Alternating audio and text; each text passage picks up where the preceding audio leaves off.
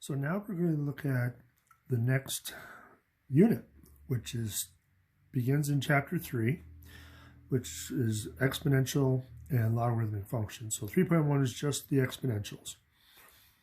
So if we kind of do a little bit of a recap, we had our algebraic functions that were polynomial in nature with variables expressed with numerical exponents. So we had something like f of x equals x to the third plus 2x squared minus x plus 1.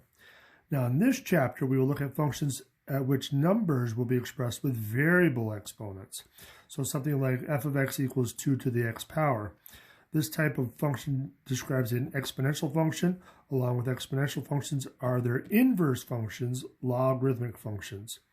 In general, these two classifications of functions are called transcendental functions. So again, there's a whole world of math around these types of functions. We're not going to get that deep into it though. So what is the definition of an exponential function? So an exponential function f with base a is denoted by f of x equals a to the x power. Now there are some restrictions on a. A has to be greater than 1. A cannot equal 1. And x is any real number. So we could have something like 2 to the x power, 4 to the x power, square root of 2 to the x power. All of those are eligible to be bases. So as long as it's positive and it's greater than 1, we're good to go. So, evaluate the function at the given values of x, round your result to 3 decimal places. So all of this is just calculator crunching. So, depending on your calculator, obviously you will have to know where the power button is to get your different exponents in there. So, but for something that's like this, we can just say 0.9. And if we want to do to the 1.4 power, we can just hit our YX button. And then we can type in 1.4 and then just hit equals. And so we get 0.862 and so on. Okay, so x equal to 1.4 gives us f of 1.4, 862.8, and so on. Okay, so then if we said x was equal to 10, f of 10, let's see what we get for that one. So we got 0.9 raised to the 10th power.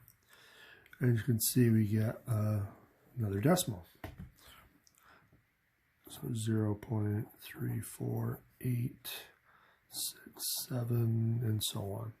Now, as far as that number of decimal places, you probably should go at least 3, I would say, especially since your base is a fraction, or excuse me, is a decimal.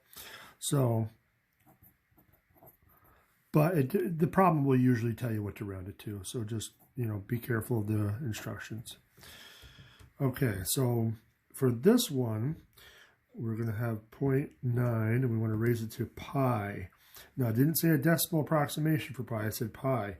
So I got to find pi on my calculator, and it is where? I'm not seeing it.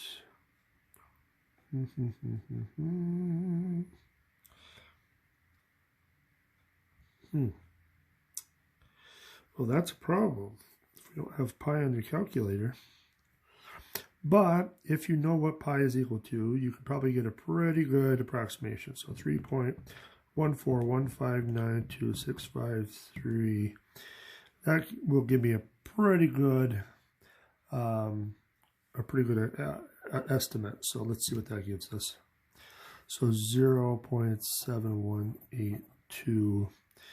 0.5 and so on. So again, you're just doing a lot of crunching in your calculator for something like that. Now, where it gets more interesting is the graphs. So let's spend a couple minutes on these. Now, the easiest way to kind of get a sense of what the graph looks like is to just do a table of values. So I'm going to do a table of values on the side here. So I'll say x and f of x And I'll kind of do that. So now, a good place to start, obviously, with x is right at 0. So if we plug in 0 for x, 3 to the 0 power better be 1. Doesn't matter what base you have, as long as it's a positive number, it's going to be, or a negative number, it's going to, if you raise it to the 0 power, it's going to equal 1. So let's just rock these out real quick. 3 to the first is 3. 3 to the second is 9. 3 to the third is 27. So you can see that the larger your exponent, the faster it's going to jump off the page. So we can plot a few of these points. And right off the bat, we're already way off the page. So what about on the left side? So let's see what -1 looks like. 3 to the -1.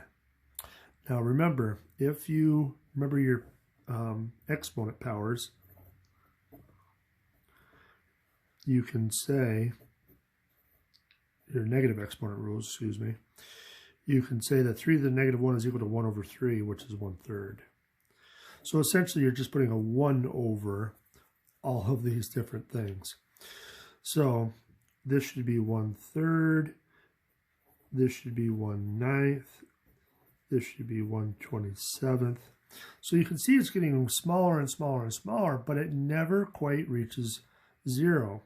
So, it's hard to even show that here, but essentially we got a line that's really, really close to the x-axis there, and then it kind of goes and jumps off the page.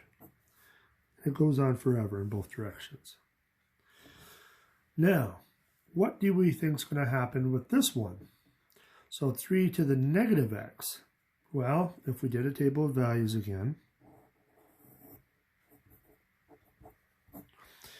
and we did the same thing, so 0 is still going to give us a 1. If we plug in a 1, now it's a -1 for an exponent. So actually, this is going to become 1/3. Positive 2 will be 1/9. Positive 3 will be 1/27. So you can probably guess what's going to happen with the negatives. So that's going to give us a 3. -2 will give us a 9. -3 will give us a 27.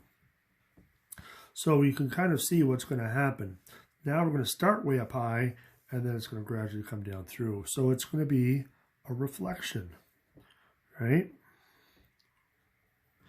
So if we kind of just plot some of these points, and we sketch our graph.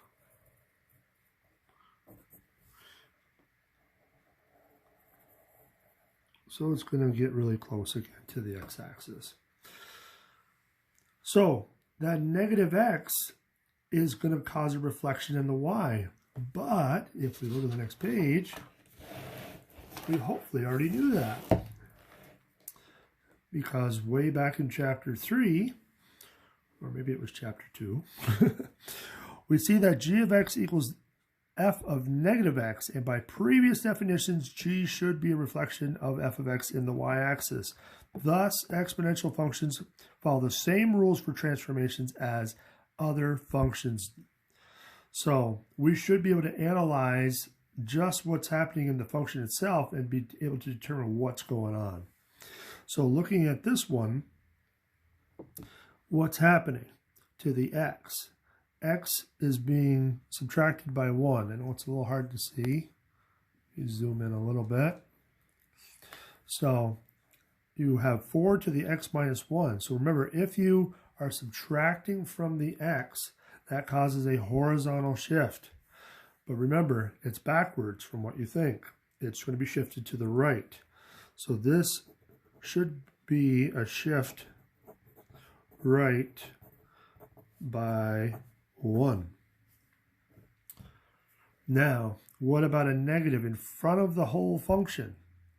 If you negate the entire function itself, that's going to be a reflection in the x-axis. So remember, a negative in front of the whole function is going to be a reflection in the x, but if you negate just the x, it's it's going to be a reflection in the y-axis. So be careful with those. And now the third one, so now we got the -3 at the very end of the function. So in that case, it's going to be a shift, but it's going to be a shift, I almost wrote up, it's going to be a shift down by 3. So minus goes down, plus goes up, but when it's next to the x, it's opposite. So minus is right, plus would have been left. So let's stop there, and then we'll do some more in the next video.